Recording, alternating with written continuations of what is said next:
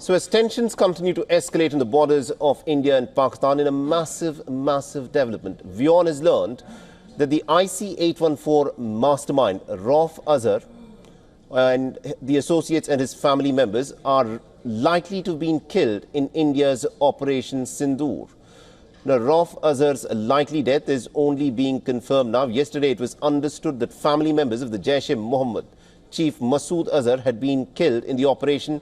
It was not confirmed if Rauf Azhar, the brother of Masood Azhar, had also been killed till sources had revealed that information. Now, Rauf Azhar was the operational head of the Jaish-e-Mohammad and long wanted for being the terrorist who had orchestrated the hijacking of the Indian Airlines Flight 814 on the 24th of December in 1999.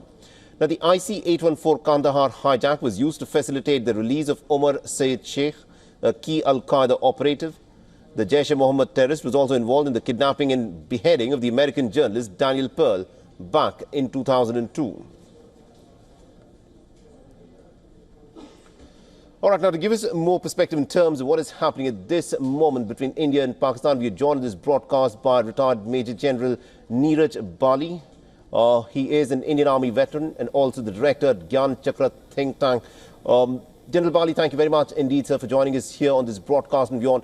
I want you to weigh in on what has happened, especially in the last 12, 16 hours, where it is being said that Pakistan has tried to target at least 15 different locations. It has tried to target India's military installations in areas from Jammu and Kashmir to Punjab and even as far away in Gujarat. What's your assessment? What is Pakistan trying to do here? Although all 15 of these attacks by Pakistan were all intercepted successfully. First of all, Pakistan seems to be unclear about the word retaliation as to who's retaliating, who's responding. We didn't start Pahalgam. We went into an action only after our civilians were killed there. And we took a certain action which was very measured, very restrained. Even our language has been carefully calibrated, forget about the actions.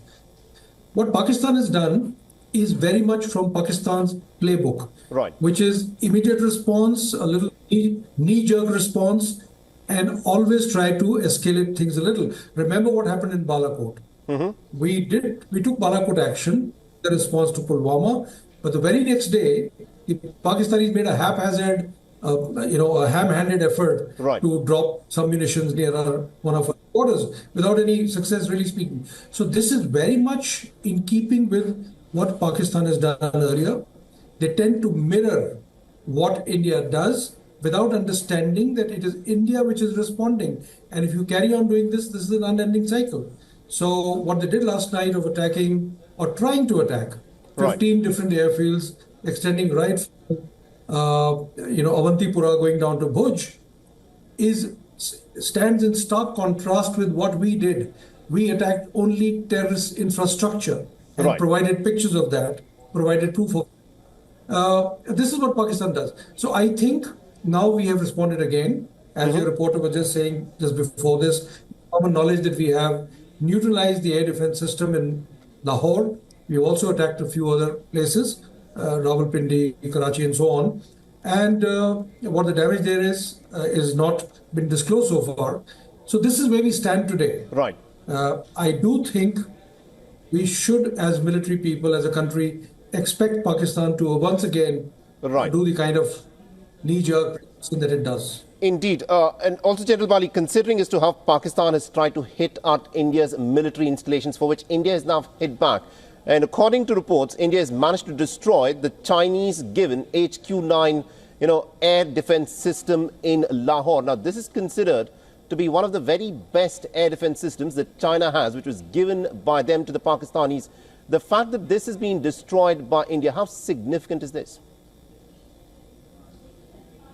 It is very significant. You see, none of these damages can be considered permanent, and I'm sure our military thinkers and strategists will be fully aware as to how long it will take to, recoup that. But it's a very significant strike.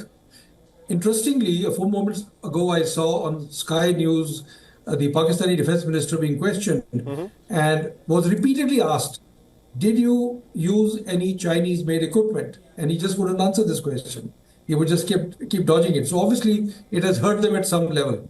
I think it's a very significant strike.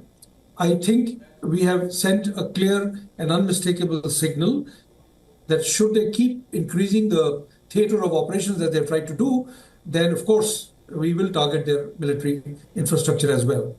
Right. And also, in your assessment, the reports that have come in that Rauf Azhar, the brother of Masood Azhar, and also the key mastermind of the jet hijacking that was done back in 1999, that he has been killed as part of this Operation Sindoor. How significant a victory is this for India? Because India has been going hammer and tongs to try and bring the perpetrators of the hijack to justice.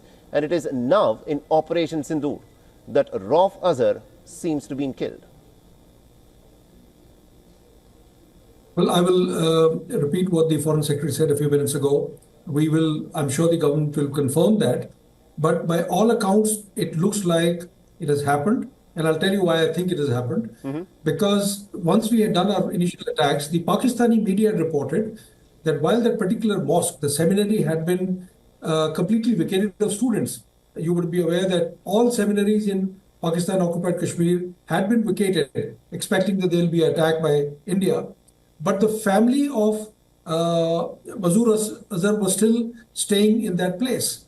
So if that was the case, then I think that leaves a lot of credence to the fact that his brother Rauf would have been hit. Now, the other point is, as even the foreign minister pointed out, if you look at the funerals that have happened after that, right, the funerals are like, state funerals. State honors have been given to those funerals. And while I'm not saying that civilian lives are any less important than the military lives, whether in India or Pakistan, but this is an unusual step. Right. And not only that, if you look at the picture carefully, one of the terrorist heads is standing right in front for that particular funeral. So it's clear that something major has happened. It looks like the reports of Rauf being hit are correct. We would still like to wait, as we do in our country, like substantiate, but it's a significant action. Indeed. My final question to you, General Bali, is this. It was Pakistan that started this round of the conflict by carrying out the Pahalgam terror attack. India, of course, hit back with Operation Sindoor. But since then, Pakistan does not seem to be any intent in trying to de-escalate from here. Because in the last 12, 16 hours, what Pakistan has clearly done is to try and hit 15 different military targets spread across the entire border spectrum between India and Pakistan. In your assessment, is Pakistan looking for a bigger escalation, or do you think it will try to now tone down and look to de-escalate? The Defense Minister of Pakistan, in the same interview that I quoted, talked about we have to be ready for an all-out war because we can't be caught with our guards down. That's the word he used. Having said that, I'm quite certain that given the state of Pakistani economy, which is fairly powerless, I don't think they're spoiling for a conventional war.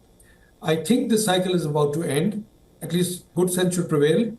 The moment Pakistan does realize that it is we who are responding, and we are doing it every single time in a restrained, calibrated manner, not even our statements are chest thumping or threatening or promising to do something bigger, I think good sense might prevail. Right. I will, however, expect another action. That action may be purely performative for the consumption of their domestic audience. Right. And if there's not much damage done yet, then perhaps we are looking at coming towards the end of the cycle. Indeed. Thank you very much, indeed, General Bali, for joining us and getting us all the perspective there. Thank you.